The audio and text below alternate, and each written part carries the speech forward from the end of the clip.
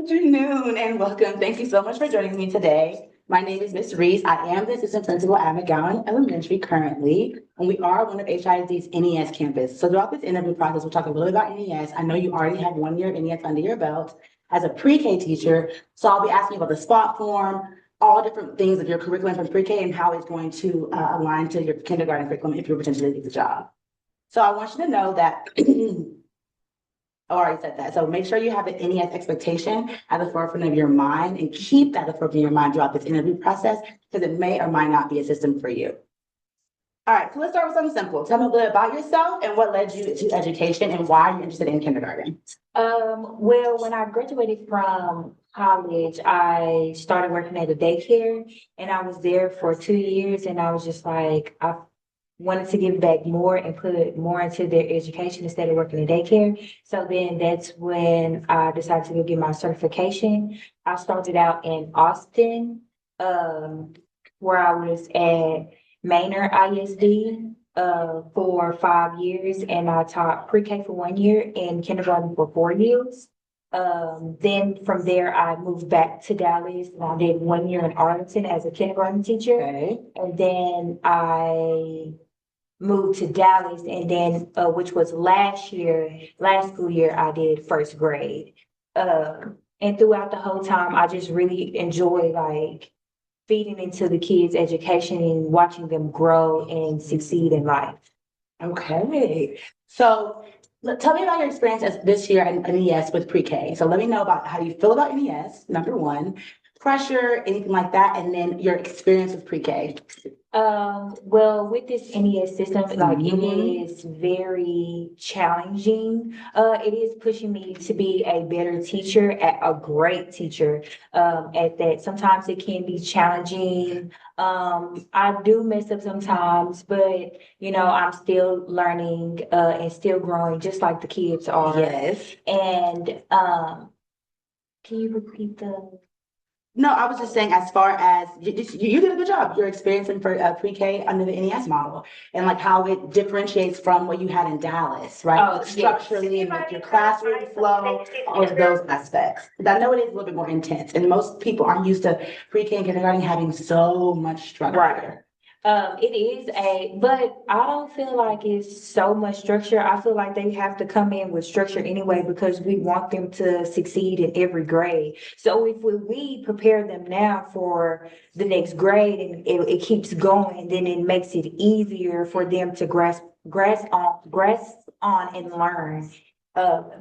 And how they do in each grade and excel in everything they need to do. So it really like we are the foundation of everything. Like pre-K is the foundation and it's where it all starts. So if we can get a grasp on that and with their behavior, academics, and focusing in on what they really need. Maybe some kids are learning at different pace. They need extra help. Okay. Testing, Okay. and things like that. And not to cut you off, but I want to keep you while you're here. So as you're doing those comparisons, right? What do you believe is most important to the first weeks of school? So first few weeks of school, what do you feel like? What would your classroom look like? Your kindergarten classroom look like? And what's important to you for those first few weeks of school? And how do you make that adjustment from pre-K, their pre-K routine? So if I'm going into kindergarten, my first couple of weeks is one, I'm looking at their past because I need to see, okay, who has been tested, where am I going for here, like from here, like I'm pulling up their past. So then their first couple of weeks, I can start from right there and then just honestly retest them and then really get to know them. How comfortable are you with the circle data? The circle data, I feel it's okay.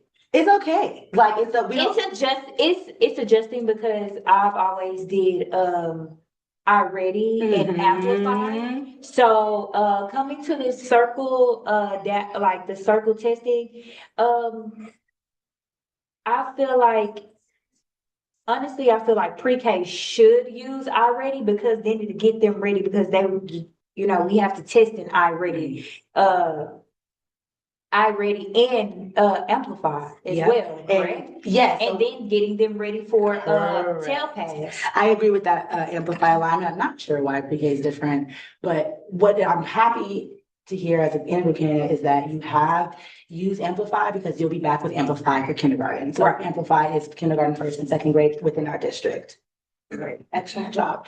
Tell me about your class management style. So now that we're talking about the first few weeks, how important is behavior to you and tell me about your class management style. You can get as detailed as you want. You can tell me stories. What routines or procedures do you find most effective for a calm and positive learning? In my classroom, everybody is learned to do it on their own because I'm growing them to be independent. Maybe the first 2 weeks, I will show them and, kind of like guide them to push them on their own. And because I will not coddle them. My classroom will literally runs itself. Like they will know when the timer go off, they know they have to switch the center. They will know which center they have to go to. Everything will be displayed for them and how they know to go to each center. They will know the schedule, they will know how to do things, where to put things, they will know everybody will have a job. Like I said, the classroom will run itself. When it's time to work, we're gonna work, and when it's time to play, then we'll play. Education. Yes. All right, so our NES campus operate under high performance culture. What does that phrase mean to you? What does high performance mean to you, and what does that look like in your daily teaching practice? With that, I would say highly, like, It can mean anything to you, even personally. Don't think about your kids. Think about what high performance means as a teacher to you. giving a great lesson, because if you don't give a great lesson, then if they don't take it, then you're falling back. Okay. And you're pulling them back. So when you give a great lesson, you have to come with anchor charts, you have to come with examples, they have to write it, they have to see it. You have to model for them, in order for them to take in what you're trying to teach them. Excellent. We are big on model culture at NES. And so to hear that that is a part of your process and modeling is a part of high performance culture is exactly what I'm going to hear. So I appreciate how you're thinking about culture and consistency. I want to kind of shift towards instructional practice, right? So specifically how you plan to deliver your lessons aligned to the science of reading, right? So the art of reading, because we have at McGowan, we have a high reading deficit. And so what we're noticing in our second grade class predominantly is the reading is very, very low. So we're trying to hire strong reading teachers, especially in our pre-K and kindergarten now, kindergarten pulling you up. So what does that look like in science of reading? What does your instructional delivery look like for the science, physically science of reading, the art of reading? So the art of reading is basically your chronological awareness part. So if they're lacking in other grades, that means they're lacking on their letters and sounds. To identify the letters and sounds. And then if they have that part down, then it's a lack of decoding the words and learning how to put the words together and then decode them. So I teach my kids in pre-K, a letter makes a sound. When letters and sounds are put together, it makes a word. When you put words together, it forms a sentence. Love that. So when you teach them that method and you go within that method and go in that order, then you teach them how to read. So now in the phonics part, we are learning about, they have identified the letters, we are going through the sounds, and then I just throw in a few letters and make it into a word. Letters and sounds, making it into a word, having them already sounding out, using their arms, blending it together. Thank you. Because that was our next question. I was like, how do you do, I want to talk about the isolation and the blending the sounds. So how would you can even give me an example of it if you want. How do you differentiate for students who are struggling with isolation or blending that sound? Is it high repetition? You can always take a moment to think in this interview as well. No worries. With that, I use the arm method. And what I try to tell them, the top is the beginning. Okay. The middle of your arm is the middle, and then the end, your hand is the end. And when you take your opposite hand and slide it going down your hand, you're blending it together to put the word together. Okay. Also showing them, on the board where I use the red dots underneath each of the letter. And That for way, syllables or just for, not syllables, it's like, for sound. So if it's a red dot underneath the F, so you start with, and then it'll go to like I. And it's like a red dot to guide them, like, oh, I'm blending it together. It's guiding them. The dots are guiding them to help for them. each letter sound? Yes, to blend the word together. Okay, so looking at the kindergarten curriculum, students begin working on tricky words, vowel sounds, and then high decoding by cycle 3. What strategy would you use to help students retain the tricky words? Tricky words, what I do for tricky words is I have a tricky word every week. Okay. And then it's put in centers, it's put in their homework packet. We're working on it at before like our DOLs.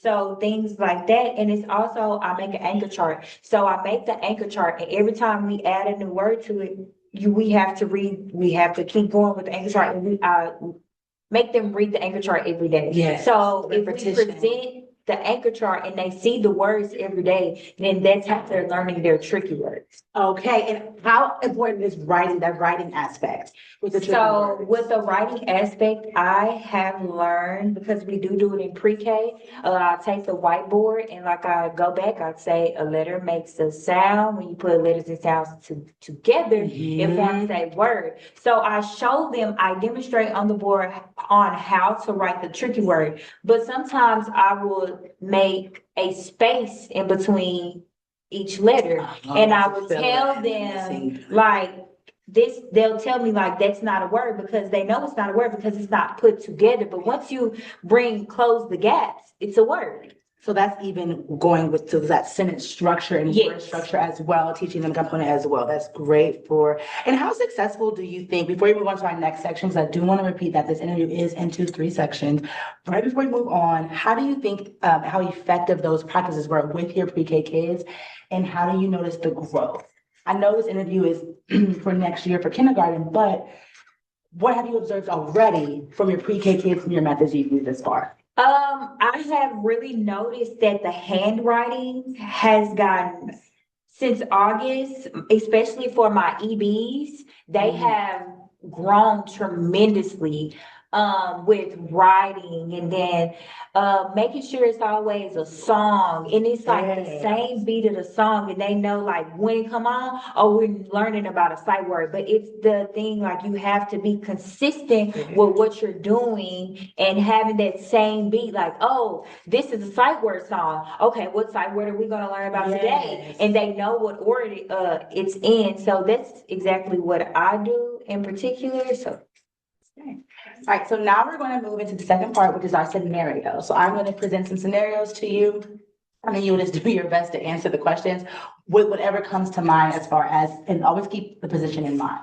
So imagine 2 schools in HISD with similar demographics, okay? And this is not going to be about kindergarten, it's kind of see how your mind works in the realm of education. School A has frequent disruptions, high suspension rates, and teachers often leave mid-year. School B has low referrals, strong teacher retention. What do you think accounts for the difference? How would you contribute to maintaining a positive school culture here at McGowan? So I'll repeat it. School A, frequent disruptions, high suspension rate, teachers leave mid-year. School B, low referrals, strong retention. The question is really asking you, what do you think contributes to a positive culture, and how will you contribute to a positive culture here at McGowan? I feel like we forget that the important piece to hold the school together is the kid. You have to get to know your kid. You have to understand their home life, because you just don't know their home life and what they're going through. So things like that, like the culture about it, like learn what they like or learn like what they eat. Kids might not eat the same thing because of like what they're doing at home. They might not speak the same language as you, or even say it how you would say it. It may be a different aspect, but it's all about, are you willing to learn that child and be able to adjust, just like they have to adjust. It's something new for them. Okay, so let's speak to staff. So our kindergarten, we are currently a team of 3, and you'll be replacing our read write teacher. So how are you with blending with staff, and how open are you to working together to plan or co-teach if that needed to happen? How open are you to peer collaboration?